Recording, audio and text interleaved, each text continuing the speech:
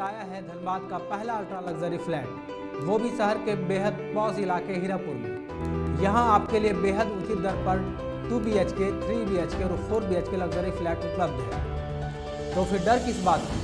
अपने घर के सपने को साकार कर इसे यादगार बनाएं। आज ही बुकिंग कराएं और डायमंड मिल पाए। संपर्क करें।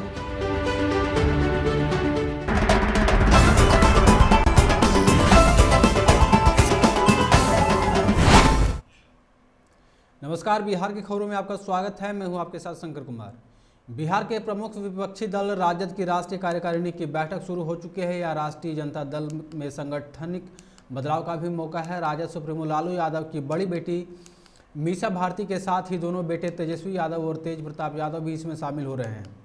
इन तीनों के समर्थकों को चाहत है कि सांगठनिक चुनावों के जरिए उनके चहेते नेता की ताकत बढ़े।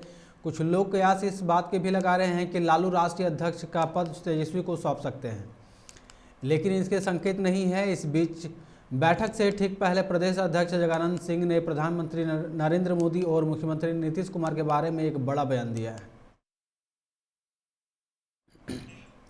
राष्ट्रीय स्तर पर कांग्रेस के लगातार हाशिए पर चले जाने के लिए भाजपा ने गांधी परिवार को जिम्मेदार ठहराया है। बिहार में भाजपा के प्रदेश अध्यक्ष डॉक्टर संजय जायसवाल ने कांग्रेस को इस मसले पर नसीहत दी है। उन्होंने सोनिया गांधी, राहुल गांधी या प्रियंका गांधी का नाम लिए बगैर इन नेताओं को कांग्रेस की मौजूदा हालत के लिए जिम्मेदार ठहराया। उन्होंने कहा कि सत्ता के लिए गांधी परिवार की यही प्यास आज कांग्रेस का नाश कर रही है। उन्होंने कहा कि गांधी परिवार के अहंकार के कारण ही आज कांग्रेस को जनता से सरोकार समाप्त हो चुका है। बिहार में सरकारी मेडिकल कॉलेजों में पोस्ट ग्रेजुएट की डिग्री लेने वाले 450 डॉक्टर विगत 2 माह से बेकार है। परीक्षा उत्तीर्ण करने 2 माह बाद भी इनकी 3 वर्ष की अनिवार्य पोस्टिंग नहीं है की गई है। उनके साथ प्रमाण पत्र विभाग में जमा है। ऐसे में वे न तो निजी हॉस्पिटल में सेवाएं दे पा रहे हैं और न ही निजी प्रैक्टिकल कर पा रहे हैं। वहीं पीजी कोर्स की समयावधि खत्म होने के कारण 6 माह से उन्हें मानदेय भी नहीं मिला।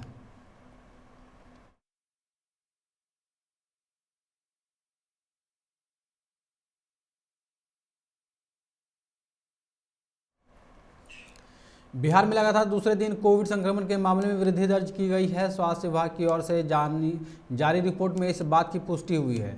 रिपोर्ट के अनुसार कोरोना संक्रमण के नए मामलों में मामूली वृद्धि दर्ज की गई है। हालांकि एक राहत भरी खबर कोरोना को जो लेकर है, जिसे हम आगे बताएंगे। मंगलवार को राज्य में 273 नए संक्रमित मिले थे, जिनकी संख्या बढ़कर 281 हो गई। हालांकि संक्रमण दर से कोई बदलाव नहीं आया है। मंगलवार की भांति बुधवार को भी कोरोना संक्रमण दर 0.20% रही। हालांकि पटना में संक्रमण दर से मामूली उछाल आई है। पटना में संक्रमण दर 0.92% थी, जो बढ़कर 1.33% हो गई है।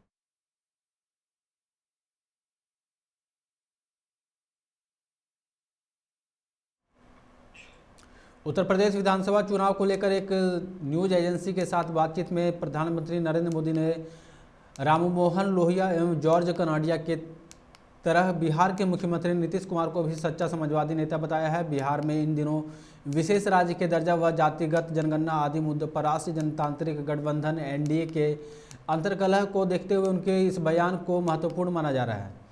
प्रधानमंत्री इस बयान पर बिहार में राजनीति गर्म हो गई है। राष्ट्रीय जनता दल के प्रदेश अध्यक्ष जगदानंद सिंह ने अपनी प्रक्रिया में कहा कि दंगाई तो दूसरा भ्रष्टाचारी दोनों एक दूसरे की तारीफ तो करेंगे ही। राजद की राष्ट्रीय कार्यकारिणी में शामिल होने के लिए पटना आए लालू प्रसाद ने केंद्र सरकार की नीतियों को जमकर आलोचना की है। भाजपा की तुलना नए अंग्रेज से की और कहा कि सत्ता के लिए यह दंगा फसाद कराती है। ऐसा लगता है कि 70 साल बाद फिर कांग्रेस आ गया है। हिजाब विवाद पर भी बोले और भाजपा पर देश को गृह युद्ध की ओर धकेलने का आरोप लगाया है। उन्होंने इसके लिए प्रधानमंत्री नरेंद्र मोदी को जिम्मेदार ठहराया है। बांका में भूमि विवाद को लेकर हसनपुर गांव में गुरुवार की सुबह 2 पक्षों के बीच गोलीबारी हुई। इस घटना में दीपक कुमार 27 वर्ष को गोली जांघ में लगने से वह जख्मी हो गए। इलाज के लिए सामुदायिक स्वास्थ्य केंद्र से बेहतर इलाज के लिए मायागंज भागलपुर रेफर कर दिया गया है। गोली दीपक के दोनों जांघ में लगी है। पुलिस जख्मी का फर्द बयान लेके मायागंज गई है। बिहार के 9 जिलों में 11 प्रखंडों में सरकार प्रखंड सह अंचल भवन बनाने की तैयारी में है। ग्रामीण विकास विभाग ने इस प्रस्ताव को स्वीकृति दे दी है। भवनों के निर्माण का प्रस्ताव अब भवन निर्माण विभाग को भेजा गया है। ग्रामीण विकास विभाग ने बीते वर्ष 11 प्रखंडों में प्रखंड सह अंचल कार्यालय बनाने का प्रस्ताव तैयार किया था।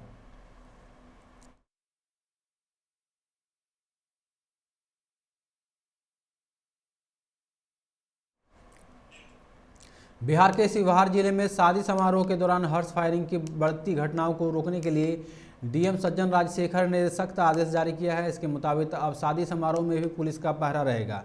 पुरोहितों को शादी कराने से पहले पुलिस को विवाह और स्थल की जानकारी देनी होगी। इसके अलावा थानाध्यक्षों को संबंधित क्षेत्र में होने वाली शादी की रिपोर्ट रोजाना विहित पत्र में सौंपनी होगी। इसी क्रम में हर्ष फायरिंग, डीजे बजाने व रात 10 बजे के बाद लाउड स्पीकर बजाने वालों के खिलाफ कठोर कार्रवाई की जाएगी।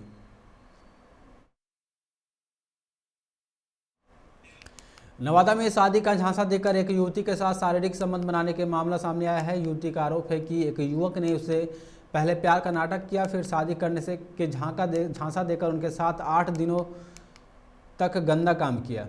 युवती ने यह भी आरोप लगाया है कि उसे नवादा ले गया था, वहां एक कमरे में बंद करके रखता था। पीड़िता का कहना है कि गया जिले के वजीरगंज थाना क्षेत्र के रामपुर गाँव में युवक ने उसे कमरे में बंद करके रखा था। पीड़ित मैस्कोर थाना क्षेत्र के एक गांव की रहने वाली है और उसी थाना क्षेत्र के झिकटिया गांव के मनीष सिंह पर दुष्कर्म का आरोप लगाया है। पुलिस मामले की जांच में जुट गई है। खबरों में फिलहाल इतना ही। आप देखते रहें 99 न्यूज़। नमस्कार।